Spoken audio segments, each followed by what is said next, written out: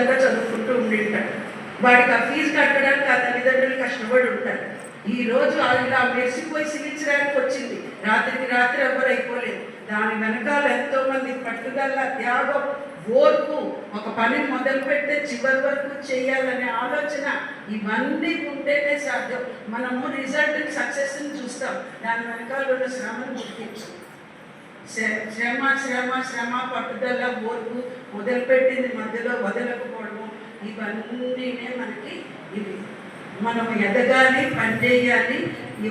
ఇప్పుడు మనం బావిలో కప్పలు ఉంటాయి చూడండి, అలా ఉండకూడదు అంటారు, అలా ఉండాలి కూడా మనం. ఇంకో కథ ప్రకారం ఎందుకని బావిలో కప్పలో ఉండాలి మనం?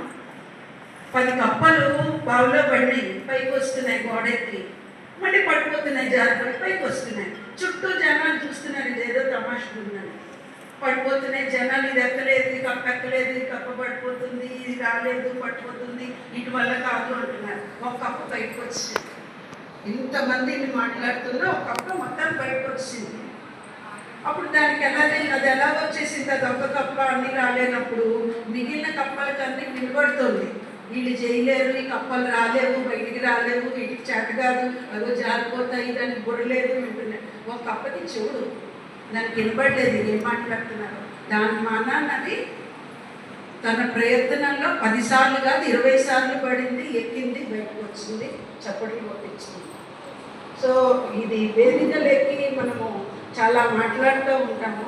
కాకపోతే స్త్రీలు అన్నవాళ్ళు 10 పనులు చేసినప్పుడు ఇదేమి 1900, 1800 భావజాలం కాదండి. దయచేసి నన్ను మన్నించండి. ఈ విషయంలో ఎంతమందో ఎన్నో కథలు చదువుతుంటా, వింటుంటా, ఏవేవో చదువుతుంటా, చూస్తుంటా నేను. పాత కాలంలో స్త్రీలు ఒక స్థాయిని సాధించి ఇంటి బయటకు వచ్చి చదువుకోవడానికి ఎంత కష్టపడ్డారు, ఎన్ని బాధలు ఉండేవి ఆ రోజుల్లో అనేది చూస్తే కన్నీళ్ళు వస్తాయి మనకి. ఎంతో మంది త్యాగాలు చేసి ముందుకు వచ్చి ఎంతో బయటకు వచ్చి ప్రూవ్ చేసుకున్నందుకు ఈరోజు మనం ఒక స్వేచ్ఛను అనుభవించి చదువుకోవడానికి బయటకు వస్తున్నాం, ఉద్యోగాలకు బయటకు వస్తున్నాం. మళ్ళీ మనం తప్పులు చేస్తూ, ఆడవాళ్ళు బయటికి వెళ్తే ఇలాగే చేస్తారు, ఆడవాళ్ళు కాలేజీకి వెళ్తే ఇలాగే చేస్తారు, ఆడవాళ్ళు హాస్టల్స్లో ఉంటే ఇలాగే చేస్తారు. మీకు ఎంత అర్థమైతే అంత అర్థం చేసుకోండి. ఇంతకన్నా ఓపెన్గా చెప్పలేను, రకరకాలు చూస్తున్నాను. వీళ్ళు హాస్టల్స్లో ఉంటే అమ్మాయిలు ఇలాగే ఉంటారు, కాలేజీకి వెళ్తే ఇలాగే ఉంటారు, ఉద్యోగాలకు ఆడవాళ్ళు వెళ్తే ఇలాగే ఉంటుంది. తప్పు మన మీదే తోసేస్తారు. సో నేను చెప్పేది ఏంటంటే, మనము పాత రోజుల్లో మన వాళ్ళందరూ ఎన్నో బాధలు పడి ఈ స్థాయి వరకు తీసుకొచ్చిన స్వాతంత్రాన్ని మనం అవివేకంతోనూ బాధ్యత రాహిత్యంతోనూ పోగొట్టుకొని ఇంకో మన తర్వాత అమ్మాయిని మళ్ళీ ఇల్లు కదలకుండా చేయలేదు. నా చిన్నప్పుడు 80-90లో మా అమ్మను ఆడపిల్ల అన్నమాట ఎప్పుడు చెప్పలేదు. విపరీతమైన స్వేచ్ఛ ఇచ్చారు. అబ్బాయిలు అమ్మాయిలు కలిసి చదివే కాలేజీలో చదువుకొని ఇచ్చారు. కానీ నేను మా అమ్మాయి దగ్గరికి వచ్చేసరికి పాప పుట్టకముందే భయపడ్డాను, ఎలా పెంచుతానా విపరీతంగా. అంటే 24 ఏళ్ల క్రితమే నేను భయపడ్డాను. ఇప్పుడు ఇంకా పరిస్థితులు మారుతున్నాయి. అలాగని అమ్మాయిని ఇంట్లో కూర్చోబెట్టలేదు, చదువుకోవద్దు, ఉద్యోగాలకు పోవద్దు.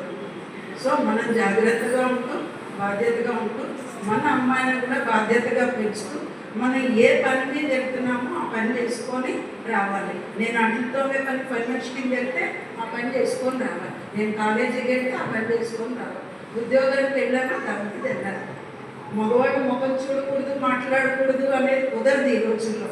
ఖచ్చితంగా కలిసిమెలిసి పని చేయాల్సిందే, బాధ్యతగా ఉండాల్సిందే, మన గౌరవాన్ని మనం పొందాల్సిందే, ఆత్మాభిమానాన్ని నిలబెట్టుకుంటాం. ఎక్కడ ప్రశ్నించాలో అక్కడ ప్రశ్నించాలి, ఎక్కడ తగ్గి ఉండాలో అక్కడ తగ్గి ఉండాలి. ప్రతిసారి తగ్గడం కూడా తప్పేమీ కాదు.